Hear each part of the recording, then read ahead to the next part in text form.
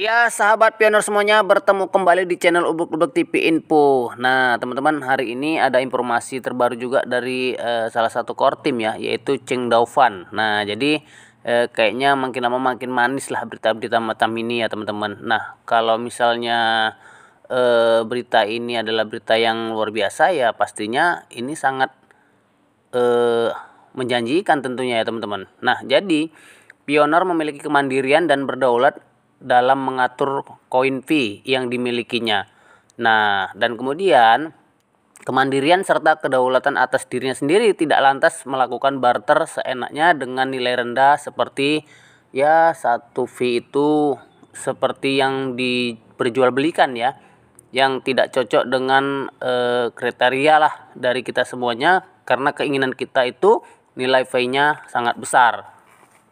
Dan kemudian teman-teman, telah mencapai konsensus ya yang sudah disepakati, yaitu 314.159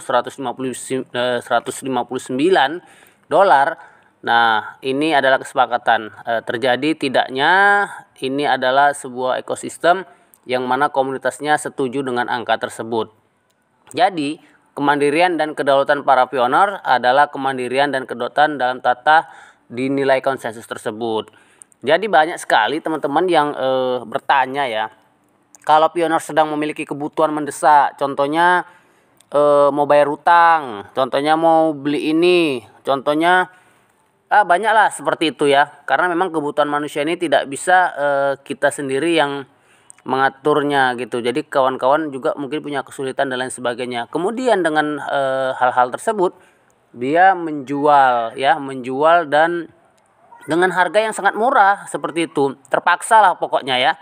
Dan kemudian koin pinnya dijual kepada ya fathers ya, kemudian broker, kemudian paus atau gimana lah yang tukang serok-serok koin gitu.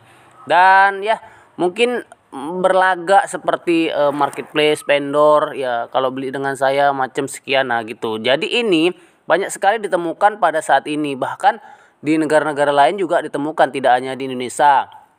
Nah, konsekuensinya mereka bisa saja kena teguran, yaitu bisa akunnya di-banned. Nah, kemudian dengan di-banned ya artinya kita selama menambang ini ya sia-sia tentunya. Jadi teman-teman, ada jawaban yang memang sangat-sangat saya pikir biasa ya, atau sederhana lah tentunya, bahwa proyek ini itu adalah proyek jangka panjang. Dengan terlebih dahulu dibuat ekosistemnya, dibuat kemudian komunitasnya dengan teknologi yang luar biasa oleh Stanford. Nah, kedua, ada fase-fase yang harus dilewati. Banyak sekali selama 3 tahun ini dilewati. Kemudian core team selalu menampakkan diri, memberikan sebuah informasi yang luar biasa. Nah, ini tidak mungkin project ini hanya kelas-kelas rendah gitu, teman-teman. Pastinya ini adalah proyek yang sangat luar biasa. Tetapi ketika kita tidak menilai ini dengan baik ya, tidak menghargai ini dengan baik, ya kita yang rugi karena kita menjual dengan harga yang rendah, kemudian tidak mengikuti aturan yang ada. Akhirnya kita rugi ketika memang nanti harganya naik ya. Nah, ini naiknya nanti ya takutnya di fase-fase open mainnet ya. Jadi fase pengembangan di open mainnet itu ya itu harganya sangat memuncak karena memang kita koinnya ada yang dikunci dan kemudian naik sampai ratusan persen seperti itu. Nah, kemudian juga ada yang terjadi ya di beberapa negara tadi saya katakan bahwa pembukuan-pembukuan itu ya biasa ada. Nah, mungkin di Indonesia juga ada, tetapi memang tidak terlalu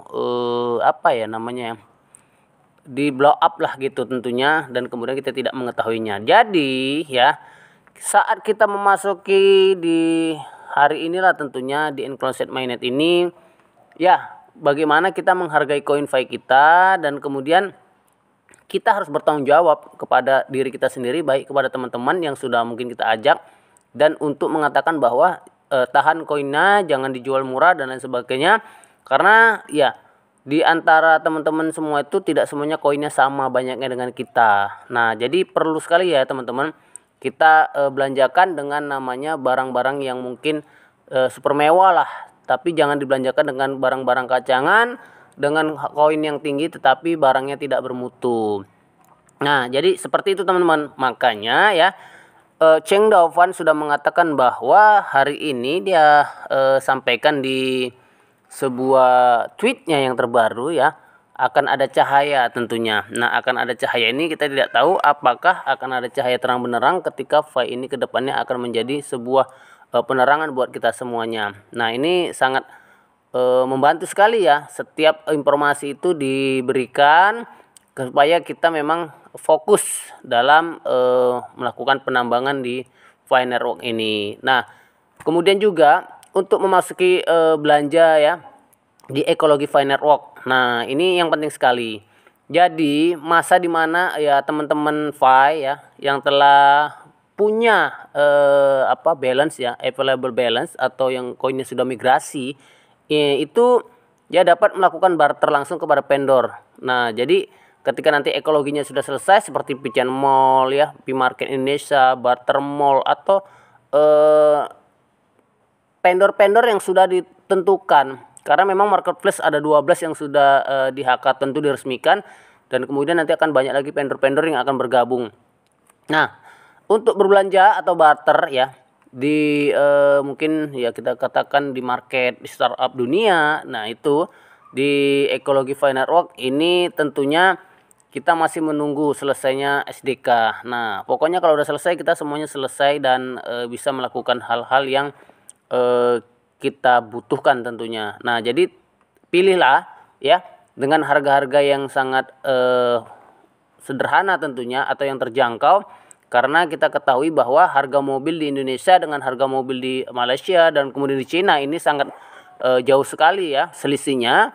Nah, ketika kita memang hari ini tidak sabar untuk membeli sebuah mobil, maka koin kita akan terus tergerus habis. Nah, kemudian nanti 3 tahun yang akan datang kita sudah tidak ada koin lagi, dan di situ kita akan kecarian dan kita akan merasa menyesal. Nah, jadi di fase inclusive mainnet ini ya, kita jangan barterlah koin fee dengan uang ya atau berapapun, karena walaupun terdesak simpan saja, anggap saja ini adalah tabungan. Jangan terburu-buru karena kita tidak ada investasi di sini. Nah, ini supaya tidak terjadi dari teman-teman di Nigeria atau tempat lainnya ya.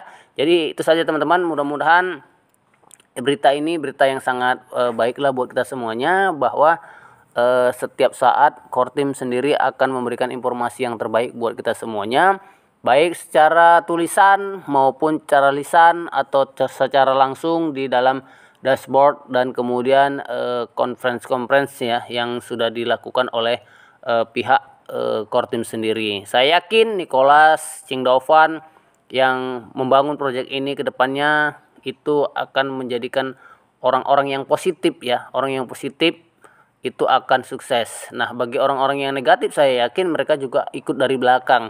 Karena apapun ceritanya ketika kita mengikuti jalan yang rusak, kita juga akan melaluinya. Apalagi kita mengikuti jalan yang lurus, pasti kita akan mengukur jalan itu dengan nilai yang sangat luar biasa.